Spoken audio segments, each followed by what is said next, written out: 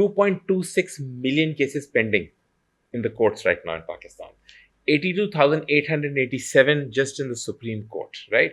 The ratio of judges, 62,000 people, citizens to one judge, right?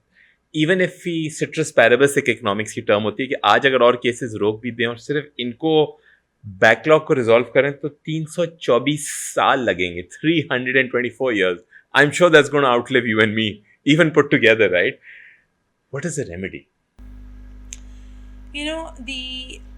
There was, let me talk about a recent incident, right? Okay. So we have had the jurisdiction of the original jurisdiction of the high courts in Sindh now moved to the lower courts, the district city courts. Courts की तरफ चले गए basically. We have more judges there, but the problem is but उन जजेस से जब आप बात करें तो उनका कोई और एक स्टोरी आती है जो आप बताएं मुझे. because उनके पास they're inundated now. They haven't been trained to take care of some of the cases. Some of the cases of very high value. अब वो वैल्यू में भी उन्होंने डिवाइड कर दिया, pecuniary jurisdiction दी हुई है between a senior civil judge and an ADJ. But the problem thereafter lies in the fact that अगर हम इसको भी systematically करते, it could have been done very well. 2020 से पहले सारे केसेस हाई कोर्ट में रहते, 2020 के बाद वाले and so on so forth नीचे आ जाते हैं.